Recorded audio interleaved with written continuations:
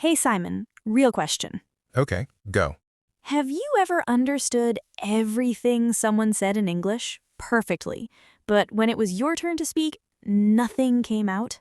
Yes. Oh, wow, yes. Like the words are right there in my head, but my mouth just does not cooperate. Like your brain and your mouth are two different people who are not talking to each other. Exactly. My brain says, yes, I know this, and my mouth says, I am not ready for this. And that feeling, that frustrating, confusing, embarrassing feeling, has a name. And today, we are going to talk about exactly what it is, why it happens, and most importantly, how to fix it. Finally, because I have felt this my whole English learning life, and nobody ever explained it to me properly. Nobody explains it, and that is why so many people get stuck. Hey everyone, welcome back to the show. I'm your host, Mia. And I am Simon. And today we're talking about something that I think literally every single English learner has experienced. You understand English perfectly, but the moment you try to speak, everything disappears. And it is not because you're not smart. It's not because your English is bad. There is a very specific reason this happens. And once you understand it, everything changes. This episode genuinely might change your English journey. It really might. And hey, if you're new here, welcome. Hit that subscribe button and the notification bell right now. New episodes every single week. Simple English, real topics, real help. Every week. Okay, let's get into it. Part 1. Simon, let me ask you something specific. When you are listening to English, what is happening in your brain? I am just receiving, taking it in, processing what I hear. It feels quite passive, actually. Passive, yes. And when you try to speak English, what is happening then? Completely different. Suddenly, I have to find words, build sentences, think about grammar, worry about pronunciation all at the same time while the other person is waiting for me to say something. So, listening and speaking, they feel completely different. Like totally different skills, honestly. Because they are totally different skills. And this is the thing that most people never realize. Understanding English and speaking English are two completely separate abilities, stored in different ways in your brain, developed differently, used differently. Wait, so understanding English does not automatically lead to speaking English? Not automatically, no. Understanding is what we call a passive skill. Your brain receives language and processes it, but speaking is an active skill. Your brain has to produce language, find the right words, put them in the right order, form the sounds correctly, all in real time with someone waiting. And that production, that active creating of language, is a completely different process from just understanding it. Completely different. Think about it like this. You can watch a professional chef cook a beautiful meal and understand exactly what they are doing. You follow every step. You get it completely. But that does not mean you can cook the same meal yourself. Not even close, because watching and doing are completely different things. And in language, listening and speaking are the same. You can understand everything and still not be able to produce it yourself. Because understanding builds one set of skills, and speaking builds a completely different set. Exactly. And here's what makes it even more challenging. When you're speaking, especially in a real conversation, you have almost no time to think, no time to search for words, no time to check your grammar. Everything has to come out fast. And if the pathways are not strong enough to work at that speed, Nothing comes out, or it comes out wrong, or so slowly that the conversation becomes uncomfortable and you feel embarrassed, and next time you avoid speaking even more. and avoiding speaking means the pathways never get stronger. And the gap between understanding and speaking gets bigger and bigger until you feel like I will never be able to speak English, even though you understand it perfectly. That is such a painful place to be. I've been there. So many people are there right now, and they think something is fundamentally wrong with them, but nothing is wrong. They just have strong passive skills and weak active skills, and those active skills can absolutely be built They just need to be built the right way. the right way. And that's exactly what this episode is about. Understanding what is actually happening and then fixing it, step by step. Okay, I'm fully here. Let's go. Simon, I want to try something right now, live on the podcast. Oh no, what are you doing? Nothing scary. I just want to recreate that feeling, that freezing feeling, so everyone listening can really understand what we're talking about. Okay, fine, go ahead. Okay, Simon, tell me right now, in English, what did you have for breakfast this morning? Go. So I made, there was, why is this hard? I know what I ate. I ate eggs with toast. Why did that take so long? And that right there, that tiny moment of panic, that is exactly what every English learner feels, even for something as simple as describing breakfast. But I know those words. Eggs, toast. I know them perfectly. You know them passively. You would understand them instantly if someone else said them, but retrieving them yourself, pulling them out of your brain and putting them into a sentence under pressure, that is a completely different process. Why does pressure make it so much harder? Because of something really important that happens in your brain when you feel pressure or anxiety. Your brain goes into a mild stress response, and that stress response, even a small one, actually reduces your ability to access language. So the more nervous I am about speaking, The harder it becomes to find the words, even words you know perfectly well. It is like your brain has a filing cabinet full of English words. When you're relaxed, the cabinet is open and you can find anything easily. but when you're nervous, The cabinet jams. You know the words are in there, but you cannot get to them fast enough. And the more you panic about not finding them, the more jammed the cabinet becomes. so nervousness causes the freezing, and freezing causes more nervousness, and that causes more freezing. A cycle, a very frustrating cycle. And here's the cruel part. The more you care about speaking well, the more nervous you get, and the worse you actually speak. So caring too much actually makes it worse. In the moment, yes. The people who speak most confidently are often not the best English speakers. They're just the least nervous ones. They're comfortable making mistakes, so their brain stays open and the words come out. The words flow because there is no pressure blocking them.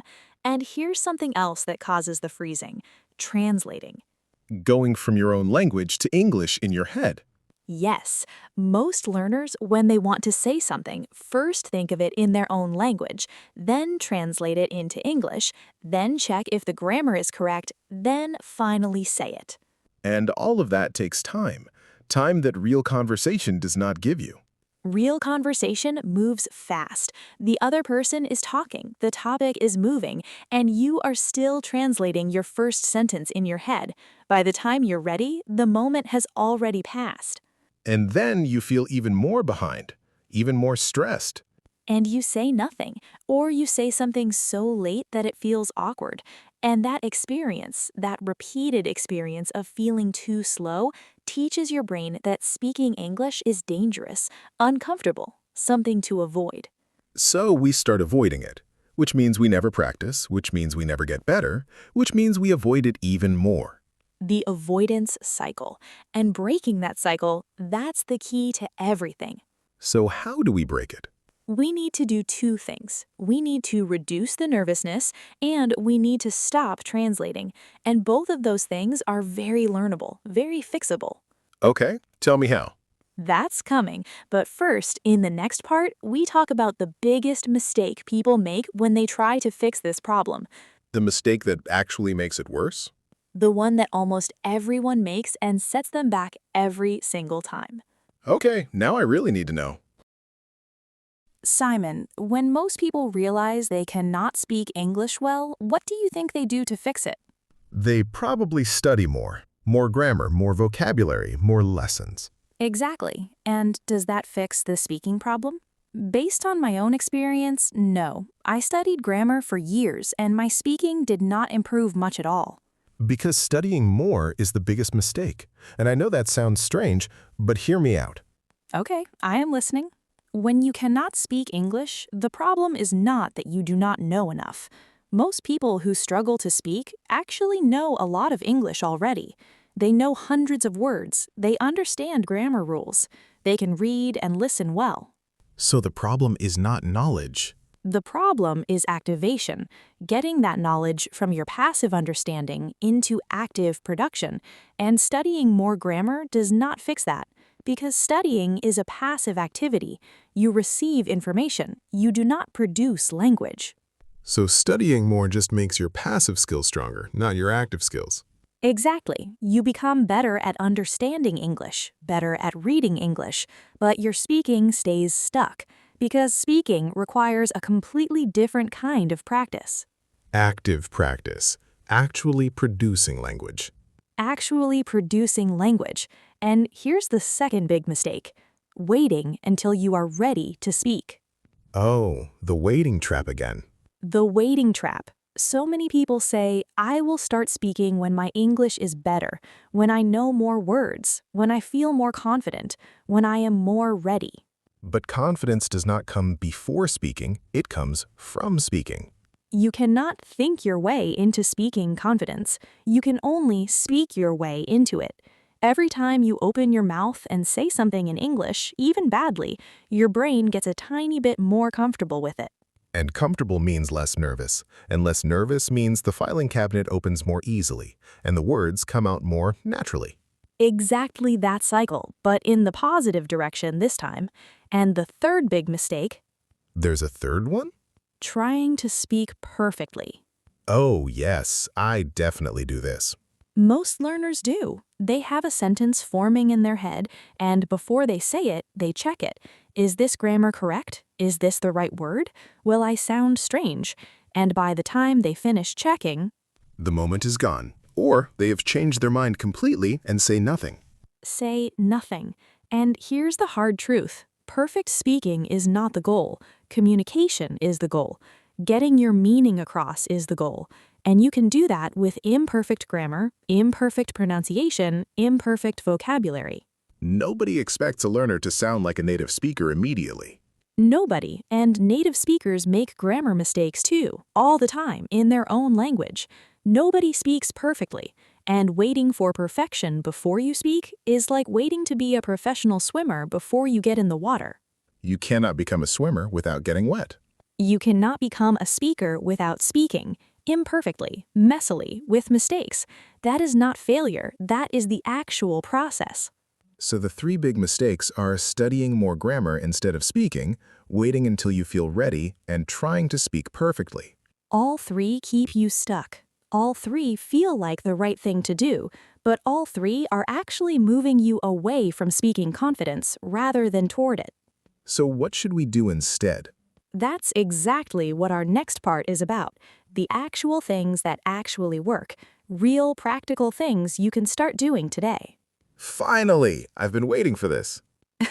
I know. Simon, let me ask you something. When you talk to me on this podcast, do you feel nervous? Honestly, a little at the beginning, but then it just becomes natural. Like I forget to be nervous because I am too busy actually talking. And your English in those moments, is it perfect? Definitely not. I make mistakes. I pause sometimes. I lose my train of thought occasionally. And does that stop the conversation? No, we just keep going. The conversation continues anyway. And that, right there, is the secret. The conversation continues anyway. Mistakes do not end conversations. Imperfect English does not end conversations. Only silence ends conversations. So speaking imperfectly is always better than not speaking at all. Always, every single time. Okay, so what actually works for building speaking? First thing, Tell me. talk to yourself every single day. Talk to myself, like out loud? Out loud. This sounds strange, but it is one of the most powerful speaking practices there is because it removes all pressure. No one is listening, no one is judging, no one is waiting. Just you and English. So what do I actually say? Anything. Describe what you are doing. I am making coffee. I am putting 2 spoons of coffee in the cup. The water is boiling. Narrate your morning like you are in a movie. Like a running commentary of my own life. A running commentary of your own life, or talk about something you watched, or something that happened today, or your opinion about something. Anything. The topic does not matter. The speaking matters. And because there's no pressure, the filing cabinet stays open. The words come more easily. And every time you find a word in English, that pathway gets stronger.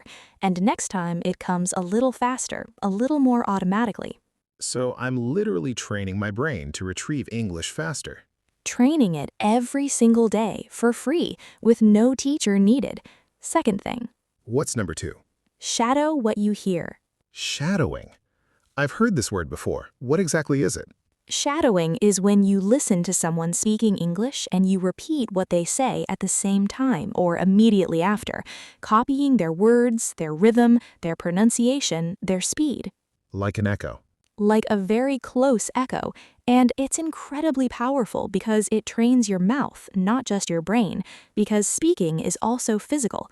Your mouth, your tongue, your lips, they need practice forming English sounds quickly, and shadowing gives them exactly that practice.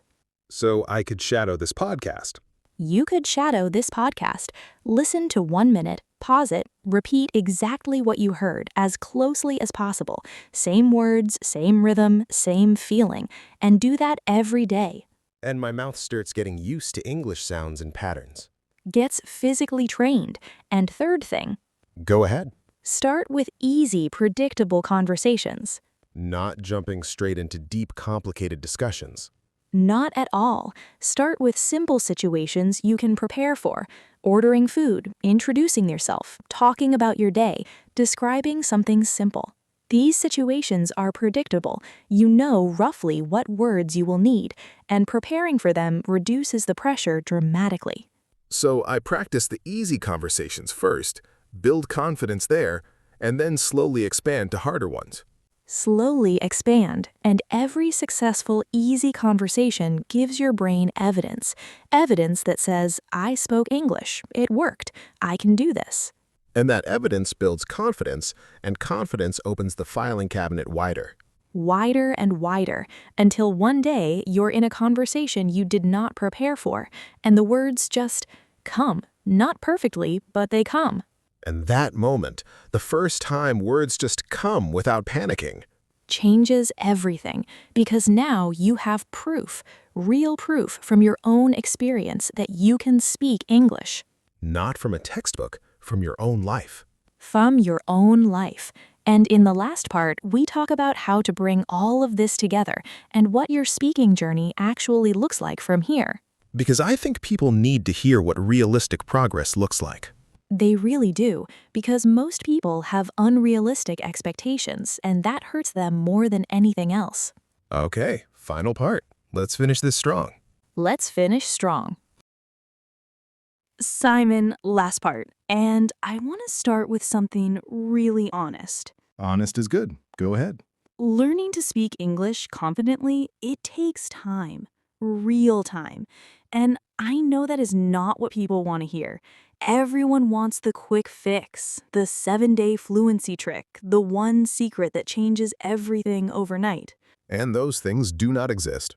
They do not exist. But here is what does exist. Real, steady progress that happens when you do the right things consistently over time. And that progress, even though it is slow, is permanent. It does not disappear. Every bit of speaking confidence you build stays with you. So slow and real is better than fast and fake. So much better. And here's what realistic progress actually looks like. In the beginning, every English conversation feels uncomfortable. You search for words, you make mistakes, you feel slow. And that is completely normal. That's stage 1. Everyone goes through it. Even people who are fluent now went through that stage. Every single one of them. And then, after consistent practice, something starts to shift. Small things first. You notice that one phrase comes out automatically, without thinking. Then another, then another. Little moments of fluency inside the struggle. Little moments, and those moments start happening more often until gradually more of the conversation feels automatic. Less of it feels like hard work. And one day you realize you just had a whole conversation in English without once stopping to translate in your head. And that day feels incredible. That day feels like everything. And it comes. It definitely comes. But only if you keep going through the uncomfortable stages before it. So the uncomfortable feeling is not a sign to stop. It's a sign that you're in the right place. The right place, right in the middle of the growth zone. And Simon, what would you say to someone right now who is in that uncomfortable stage, who understands English perfectly but feels like they will never be able to speak it? I would say, I was you, not long ago. And now I'm sitting here having a whole conversation in English. Not perfectly, but confidently. And the only difference between then and now is I kept going. You kept going. Even when it felt embarrassing, even when I made mistakes, even when I wanted to switch back to my own language because it was easier, I just kept going. And that's the whole secret. Not a method, not a course, not a grammar book. Just keep going. Keep speaking, keep making mistakes, keep getting back up. And trust that your brain is building something even on the days when you cannot see it. Especially on the days when you can't see it. Especially those days. Okay, homework. And today I want to give you something very specific. Not just one thing? One thing, but very specific. Today, find a quiet moment, alone, and speak in English for 2 minutes, just 2 minutes, about anything, your day, something you watched, something you ate, something you're thinking about. Just talk, out loud, in English for 2 minutes. No audience, no judgment, no pressure. Just you and English. Just you and English. And notice at the end of 2 minutes how it felt. Was it hard at the beginning? Did it get a little easier toward the end? Did some words come more naturally than you expected? Pay attention to those moments, those little wins. Those little wins are your progress. They're real, they count, and they're building something bigger than you can see right now. And hey everyone, drop a comment below. Tell us, does this happen to you? Do you understand English but struggle to speak? We want to hear your experience. We read every single comment, and knowing your experience helps us make better episodes for you, so please tell us. And if this episode helped you feel understood, please share it with someone who is going through the same thing right now. Someone who thinks something is wrong with them because they can't speak. Send them this. Let them know nothing is wrong. They just need the right approach. And please like this video. It helps so many more people find us. And if you're not subscribed yet, Come on, hit that button right now. New episodes every single week. You do not want to miss what's coming next. all right, everyone, that's a wrap on today's episode. Thank you so much for being here and for trusting us with your English journey. It means everything. Take care of yourselves, everyone. Keep speaking, keep going, and remember, You already understand English. Now it's time to let it out. bye, everyone.